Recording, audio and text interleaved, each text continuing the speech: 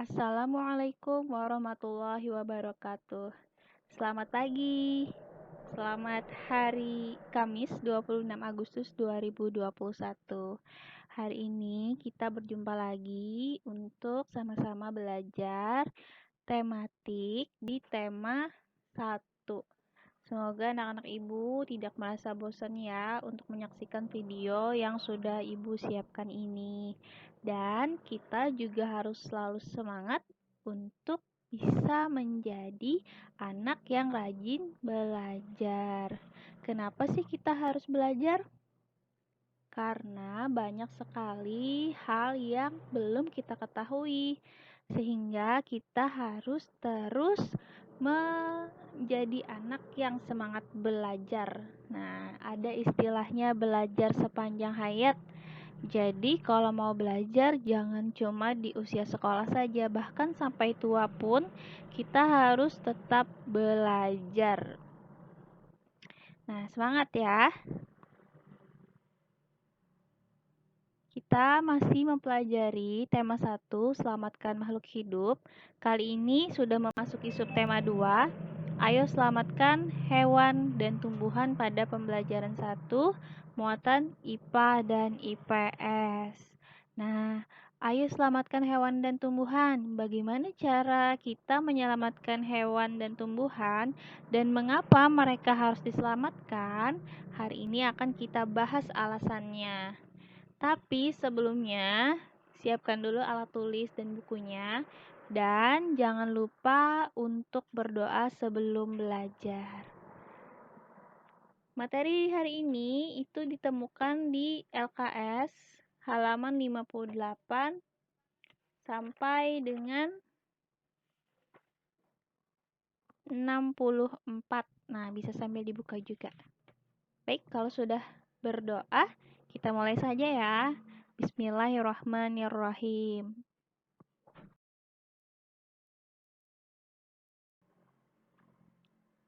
Nah, kenapa tumbuhan dan hewan itu harus kita selamatkan? Karena ada banyak faktor penyebab kepunahan bagi hewan dan tumbuhan. Kalau sudah punah, maka kita tidak bisa bertemu lagi dengan hewan atau tumbuhan tersebut. Nah, ini adalah beberapa faktor penyebab kepunahan. Yang pertama, perburuan liar.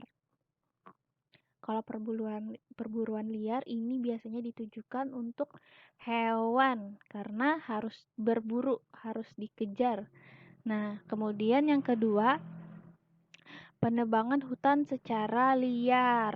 Jadi kalau misalnya di hutan itu ada yang namanya hutan adat. Nah, hutan adat itu adalah hutan yang dilindungi oleh masyarakat setempat dengan mempercayai adat-adat yang berlaku. Nah, bagi masyarakat adat, hutan itu adalah tempat yang sakral di mana sebagai tempat mereka menggantungkan hidup sehingga mereka harus menjaga dengan sebaik-baiknya. Makanya kalau masyarakat adat biasanya memanfaatkan hutan itu betul-betul kalau ada perlunya. Jadi secukupnya mengambil. Kemudian untuk tanaman yang diambil juga dipilih yang memang sudah siap. Nah, kalau melakukan penebangan hutan secara liar, ini biasanya dilakukan orang-orang dengan menebang pohon-pohon itu sebanyak mungkin tanpa memikirkan dampak dari penebangan tersebut. Nah, karena sifatnya liar, maka mereka tidak mendapat izin dari masyarakat atau pemerintah setempat. Jadi, mereka ini katakanlah sebagai pencuri-pencuri pohon. Nah, yang ketiga, pembangunan penginapan atau villa-villa di daerah pegunungan yang bisa mengurangi populasi hewan dan tumbuhan. Nah, ini banyak sekali di tempat-tempat yang katanya menjadi tempat wisata, tapi ternyata pembangunannya ini tidak memikirkan populasi hewan atau tumbuhan di tempat tersebut. Wah, ini sayang sekali ya, meskipun terlihat indah vilanya, namun ternyata di balik pembangunannya menyebabkan banyak korban-korban hewan dan tumbuhan yang berjatuhan. Kemudian yang keempat, adanya sistem pertanian berpindah-pindah. Nah, ini biasanya juga dilakukan oleh masyarakat tradisional, di mana mereka pada satu musim mereka akan pindah ke tempat A, ke hutan A. Nah, jadi mereka biasanya akan dibakar di batasan wilayah yang ingin ditanami. Kemudian setelah menanam, panen, nanti pindah lagi ke tempat lain seperti itu. Ternyata itu juga menjadi penyebab kepunahan. Karena ketika berpindah-pindah, maka pada saat berpindah itu akan mengurangi populasi hewan atau tumbuhan yang ada di tempat itu. Entah terusir kah atau entah juga uh, jadi habis gitu, jadi mati. Nah, ternyata ada kekurangan untuk sistem pertanian berpindah-pindah. Kemudian yang kelima, pembakaran hutan. Wah, ini jelas akan merusak ekosistem tumbuhan dan hewan. Nah, mungkin anak-anak ingat ya dengan musim kemarau yang terjadi di Kalimantan Selatan.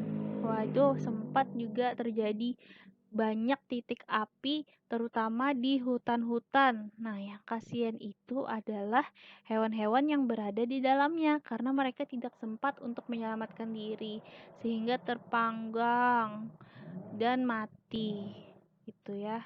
Ternyata pembakaran hutan ini tidak hanya bisa disebabkan oleh manusia, tapi juga bisa terjadi secara alami jika suhu atau cuacanya itu menjadi begitu panas ya. Jadi mudah sekali terbakar. Kemudian yang keenam, siklus perkembangbiakan hewan dan tumbuhan yang lama. Nah, di beberapa hewan itu mereka untuk bisa berkembang biak itu memerlukan waktu yang lama. Nah, dan karena sudah lama itu lalu dimanfaatkan juga sehingga untuk menghasilkan individu baru itu banyak memerlukan waktu gitu ya. Nah, di beberapa kasus hewan yang sudah punah pada zaman dahulu juga seperti itu. Mereka misalnya pada gajah ya. Nah, itu memerlukan beberapa tahun untuk bisa menghasilkan anak baru. Tapi misalnya setiap bulan aja sudah dibunuh, maka lama-kelamaan akan habis karena tidak sempat untuk berkembang biak. Selanjutnya,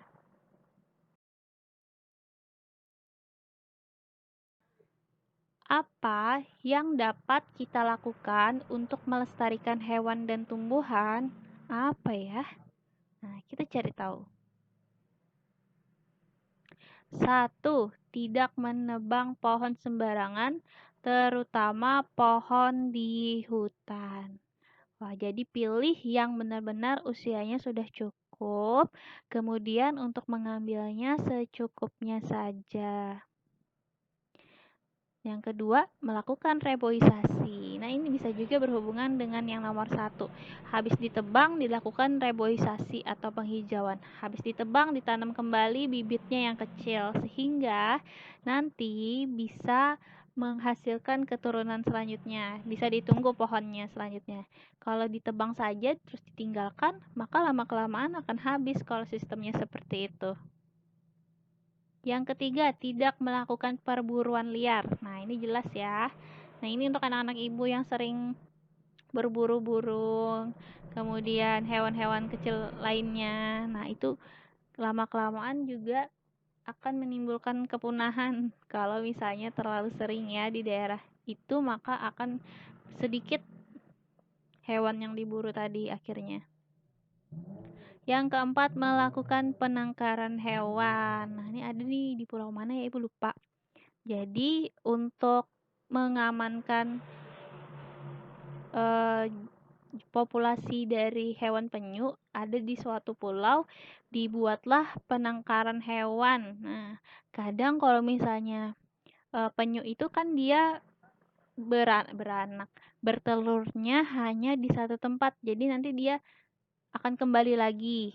Terus nanti dia bertelur selanjutnya akan kembali ke tempat itu. Nah, ini akan dipantau oleh tim penangkaran sehingga telur yang ditinggalkan oleh penyu setelah dia bertelur itu kan dia kembali ke laut.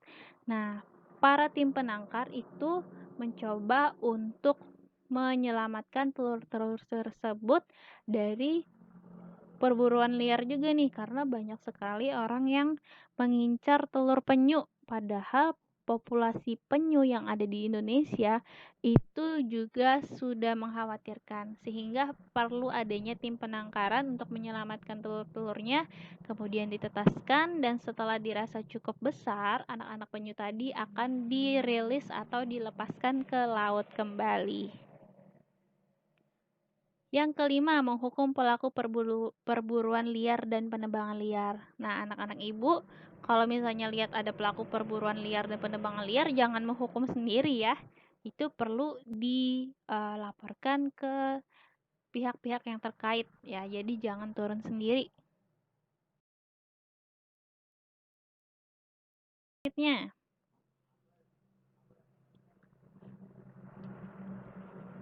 Nah, hal yang tadi merupakan beberapa tindakan pelestarian hewan yang dapat dilakukan oleh masyarakat umum. Selain itu, ada pula pelestarian hewan dan tumbuhan terancam punah yang dilakukan oleh pemerintah. Wah, kalau tadi bisa dilakukan oleh masyarakat umum. Kalau yang ini bisa dilakukan oleh pemerintah, yaitu dengan cara pelestarian in situ. In situ apa sih, Bu? Dan pelestarian ex situ. Wah, ini ada dua istilah yang baru kita pelajari ya. In situ dan ex situ.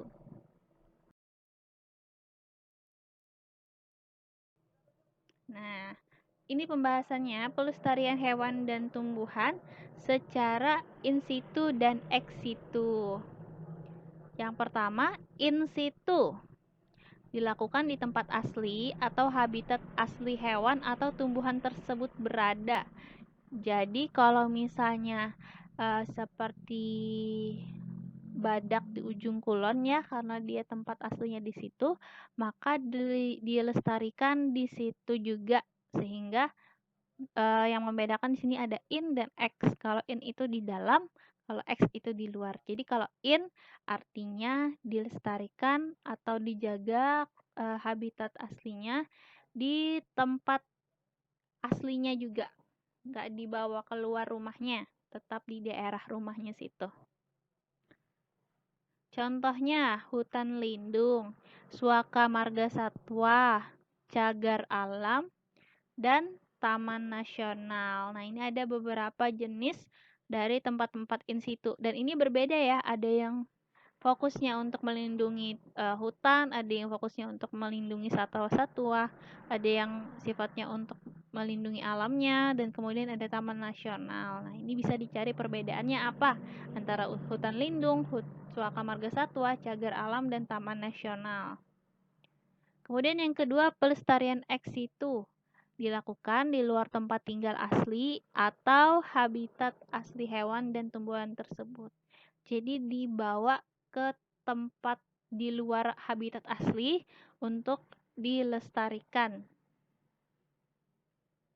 Contohnya seperti kebun binatang dan taman safari. Wah, bedanya apa nih, Bu? Kebun binatang sama taman safari. Kayaknya kalau anak-anak ibu mungkin banyak yang sudah mengunjungi kebun binatang. Tapi kalau taman safari di Kalimantan Selatan kayaknya belum ada ya.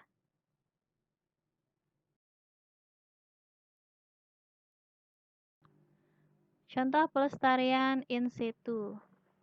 Nah, ini ada Suaka Marga Satwa Padang Sugihan, potret eksistensi gajah Sumatera. Nah, jadi melestarikan gajah Sumatera juga di daerah tempat tinggal aslinya, sehingga populasi dari gajah ini aman dari perburuan liar yang biasanya ini mengincar gadingnya dan bisa menjadi lestari.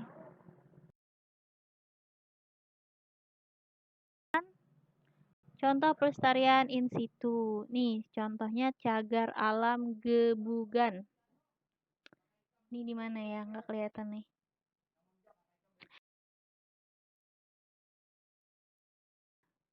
Contoh pelestarian ex situ. Nah, ini Bogor Zoo. Zoo ini bahasa Inggris dari kebun binatang. Zoo. Ini berarti sesuai namanya ada di Bogor.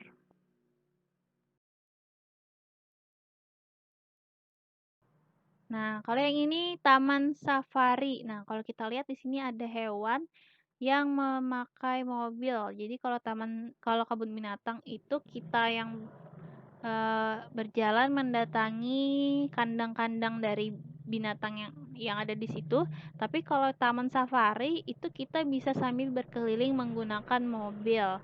Tentu saja mobil yang digunakan itu adalah mobil yang dirasa aman ya. Kalau bak terbuka ini terlalu beresiko. Jadi kalau mau mendatangi singa pakai mobil yang aman.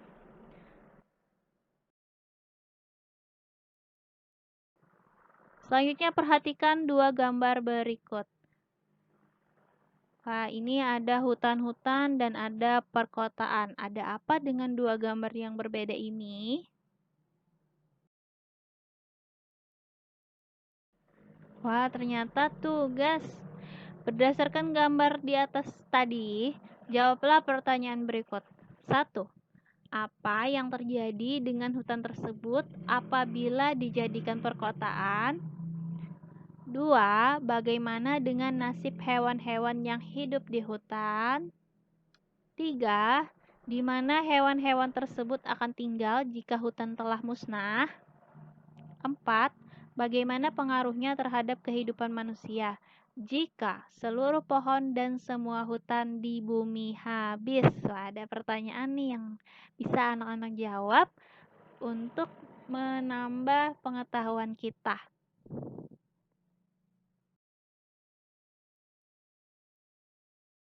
Nah, selanjutnya kita ke jalan-jalan ke ASEAN lagi. Nah, kalau di ASEAN ini ada dari 10 negara itu memiliki lingkungan yang berbeda-beda. Ada yang masih banyak hutannya, ada yang sudah uh, perkotaan, ya tergantung seberapa tingkat perekonomian mereka. Semakin maju biasanya semakin banyak gedung-gedung tinggi yang ada di negaranya.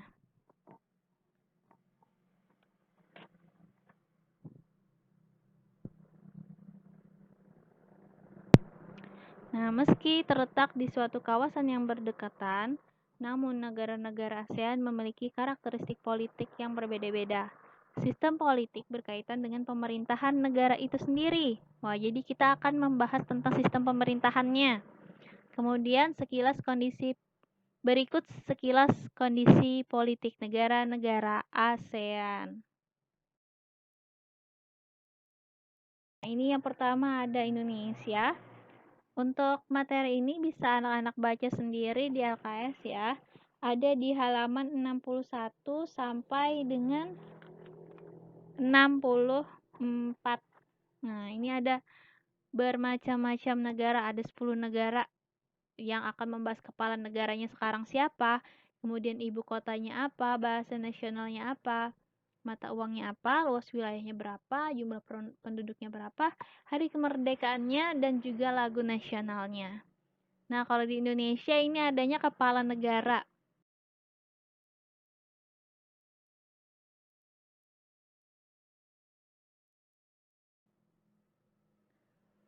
Nah, kalau di Laos, misalnya di Laos ini ada yang namanya kepala negara, ada yang namanya kepala pemerintahan. Wah, apa bedanya ya, Bu? Nah, ini ada kepala negara, ada kepala pemerintahan. Jadi tergantung dengan sistem pemerintahan yang dianut. Nanti akan dipelajari lagi. Kalau di Indonesia itu bentuknya republik. Jadi yang memerintah maka dipimpin atau diperintah oleh presiden.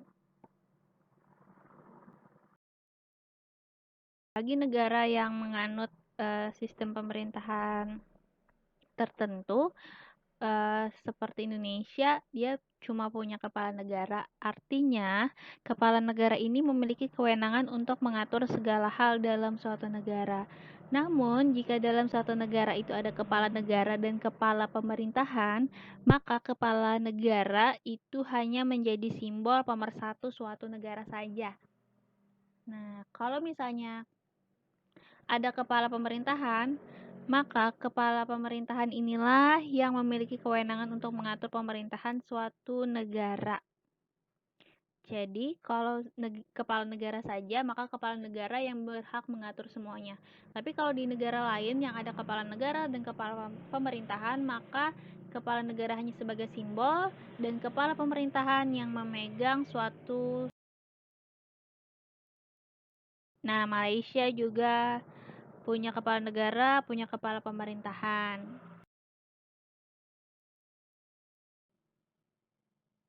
Brunei hanya punya kepala negara dan bentuknya di sini berbentuk kesultanan Islam sehingga dipimpin oleh seorang sultan. Ya, bukan presiden ya kalau di Brunei.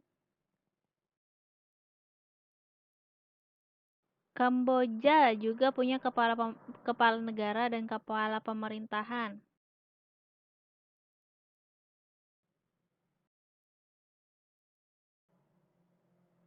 Nah, Singapura juga dua kepala ya. Thailand juga dua kepala negara dan kepala pemerintahan. Kepala negaranya Maha Vajiralongkorn, kalau kepala pemerintahannya Perdana Menteri.